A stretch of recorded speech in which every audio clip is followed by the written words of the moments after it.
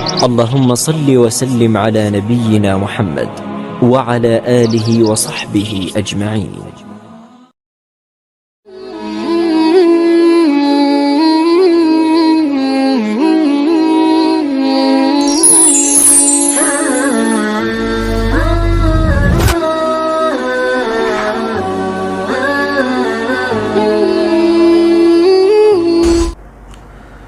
بسم اللہ الرحمن الرحیم والصلاة والسلام علی رسول اللہ وعلی آلہ واصحابہ اجمعین اما بعد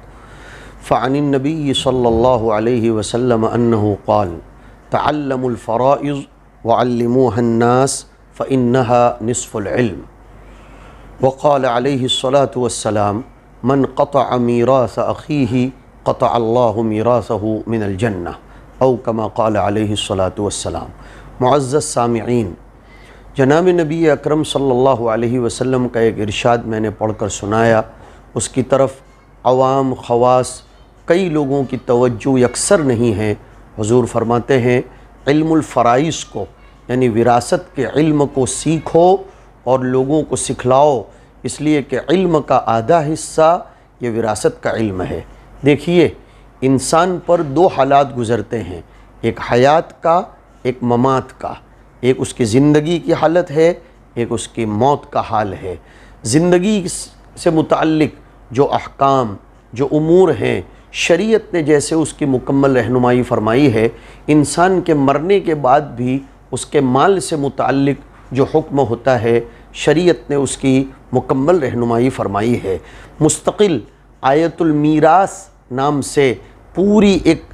آیت، پورا ایک رکوع بلکہ کہیے اترا ہے۔ سورہ نساء کا دوسرا رکوع، اسی طرح سورہ نساء کے اخیر میں بھی اس کی طرف اشارہ فرمایا گیا ہے۔ آج ہم میں کہ اکثر لوگ انسان کے مرنے کے بعد اس کی وراثت کی تقسیم میں غفلت برتتے ہیں۔ فقہا نے لکھا ہے کہ انسان کے مرنے کے بعد ایک ایک چمچ اس کا مال مشترک ہو جاتا ہے۔ ورثہ کو چاہیے کہ وہ اس کو شریعت کے سہام کے مطابق، شریعت کے حصوں کے مطابق انہیں تقسیم کر لے، اور اس باب میں بہت تفصیل آئی ہے بہترین ترتیب کے ساتھ۔ ایک تو یہ ہے کہ انسان کو اپنی زندگی میں جو کچھ خرچ کرنا ہو اللہ کے راستے میں، مسجدوں مدرسوں کے لیے، جن رشتہ داروں کے لیے وہ جتنا کچھ اپنی صحت اور تندرستی کی حالت میں خرچ کرنا چاہے کر لے، لیکن جب مقدمات موت اس کے سامنے آ جائے اور وہ مرض الوفات میں مبتلا ہو جائے تو اب شریعت نے اس پر وعید مرتب فرمائی ہے۔ اب وہ یہ نہ کہے کہ میں اتنا مال ان کو دیتا ہوں، اتنا مال ان کو دیتا ہوں، اور اپنے ورثہ کو وہ محروم کرے، غلط بات ہے۔ قرآن کریم نے یہاں تک فرمایا کہ فَمَنْ خَافَ مِن مُوصٍ جَنَفًا أَوْ إِثْمًا فَأَصْلَحَ بَيْنَهُمْ فَلَا إِثْمَ عَلَيْهِ، کہ اگر کسی شخص کو یہ اندیشہ ہے کہ ایک وصیت کرنے والا زبردستی بلا وجہ کی فالتو وصیت کرتا ہے اور اس وصیت کے اندر وہ اپنے ورثہ کو محروم کرتا ہے یا غلط کام کی وصیت کرتا ہے، چاہے غلط کام کی وصیت کرے چاہے اچھے کام کی وصیت کرے، لیکن اس کا مبنا اور اس کا مقصد اپنے ورثہ کو محروم رکھنا ہو، تو سماج کے ذمہ داروں کو، علماء اور مفتیان کرام کو چاہیے کہ وہ اس کو روکے کہ اب یہ مال تیرا نہیں رہا، اب اس مال سے تیرے ورثہ کا حق متعلق ہو گیا۔ نبی کریم صلی اللہ علیہ وسلم ایک صحابی کے پاس عیادت کے لیے تشریف لے گئے۔ وہ صحابی نے وصیت کرنا شروع کی کہ میرا پورا مال اللہ کے راستے میں۔ حضور نے معذرت کی، انہوں نے کہا کہ 2/3، حضور نے معذرت کی، قبول نہیں فرمایا۔ انہوں نے کہا نصف، حضور نے فرمایا وہ بھی میں قبول نہیں کرتا۔ وہ مصر رہے، انہوں نے ثلث مال پر آ کر اپنے آپ کو اٹکایا، تو حضور پاک علیہ الصلاۃ نے فرمایا ثلث بھی بہت ہے، 1/3 بھی بہت ہے، لیکن شریعت کا ایک مزاج بتلایا۔ اس کو سمجھنا چاہیے، توکل کا مطلب یہ نہیں ہوتا ہے کہ اپنے ورثہ اور اپنے رشتہ داروں کو ہم بالکل ملنگ شاہ باوا بنا کر، تہی دست بنا کر چھوڑ کر چلے جائیں، نہیں، بلکہ حضور نے ایک مزاج بہترین دیا، اِنَّكَ أَن تَذَرَ وَرَثَتَكَ أَغْنِيَاءَ خَيْرٌ مِّنْ أَن تَذَرَهُمْ عَالَةً يَتَكَفَّفُونَ النَّاسَ، کہ اپنے ورثہ کو، اپنے پیچھے جو لوگ ہیں رشتہ دار، ان کو ایسا بنا کر جانا کہ وہ سب سے مستغنی رہیں، ان کے پاس بقدر ضرورت مکان، کھانے پینے، کھیت پانی کا انتظام ہو، یہ بہتر ہے اس سے کہ انہیں بالکل دست نگر بنا کر، ضرورت مند بنا کر چھوڑ کر چلا جائے کہ پھر وہ لوگوں کے سامنے ہتھیلیاں پھیرتے چلے جائیں۔ مجبوری ایک الگ چیز ہے، لیکن اقتصابی طور پر، اختیاری طور پر مسجدوں، مدرسوں یا سرایوں وغیرہ کے لیے اتنا پیسہ صرف کر دینا کہ اپنے رشتہ داروں کو، اپنے ورثہ کو بالکل محروم رکھ کر انسان چلا جائے، شریعت میں اس کی اجازت نہیں ہے۔ بلکہ اگر اس نے ایسی وصیت کر بھی دی ہے جو ایک ثلث سے زیادہ ہے، بھلے اچھے کام کے لیے ہو، لیکن شریعت کہتی ہے کہ وہ ایک ثلث تک محدود رہے گی، اس سے زیادہ میں اس کی وصیت نافذ نہیں ہوگی۔ یہ جزئیہ فقہیہ بھی اس بات پر دلالت کرتا ہے کہ مرتے ہی انسان سے اس کا تعلق، اس کے مال سے اس کا تعلق، اس کا جو کچھ تصرف ہے، اس کی اتھارٹی ختم ہو جاتی ہے، اب اس کے ورثہ کو حق ہے۔ چنانچہ ایک انسان مر جائے تو سب سے پہلے اس کی تجہیز و تکفین و تدفین کا پورا انتظام اس کے مال میں سے ہوگا۔ ہاں، اس کی اولاد از راہ تبرع اپنی طرف سے کرنا چاہے تو یہ ان کی سعادت، خوش قسمتی ہے، ورنہ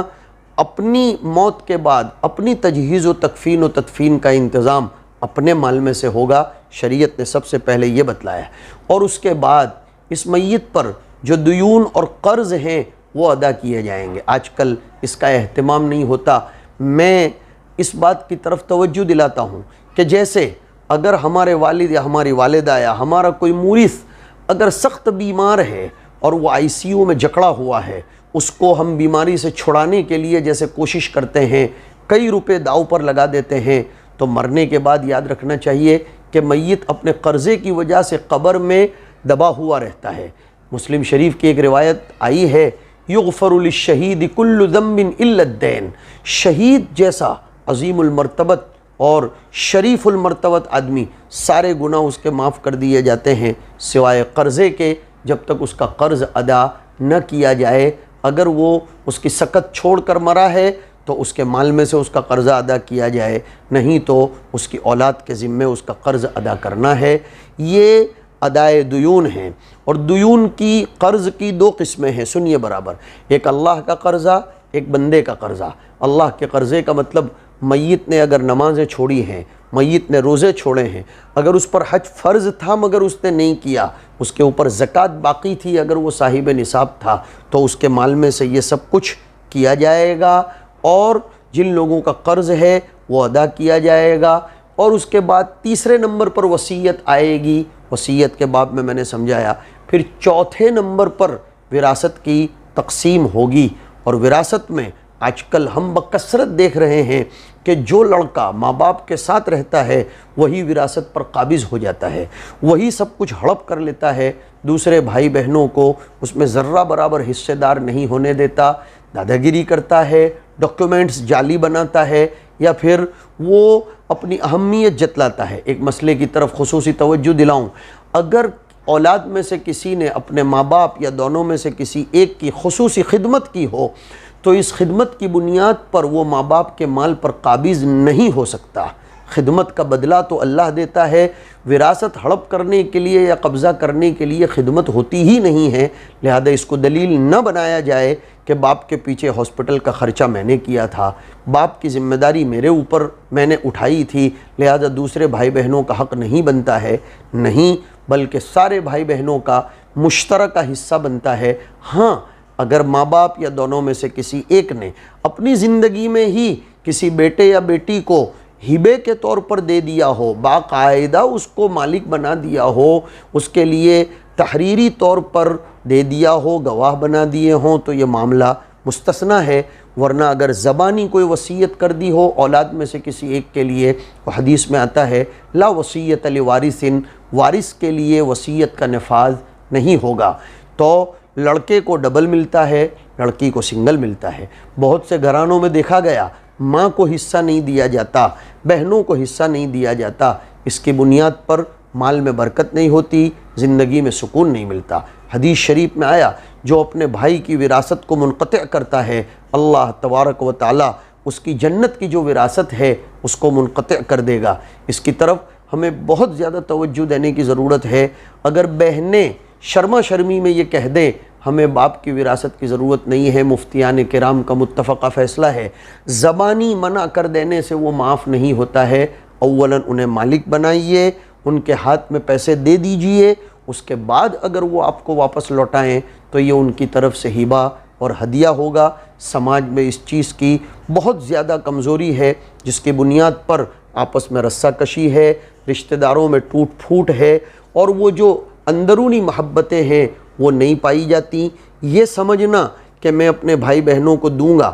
یا بہنوں کا یہ سمجھنا کہ میں اپنے بھائیوں سے مانگوں گی تو ہماری محبتیں ختم ہوں گی، کبھی نہیں ہو سکتا۔ اللہ سے بڑھ کر رحم دل، اللہ سے بڑھ کر ہمارے دلوں میں محبت پیدا کرنے والی کوئی ہستی نہیں ہے۔ اس کے سارے احکام رحمت پر، رأفت پر، شفقت پر، عطف پر، مہربانی پر، ہمدردی پر مبنی ہیں۔ اس نے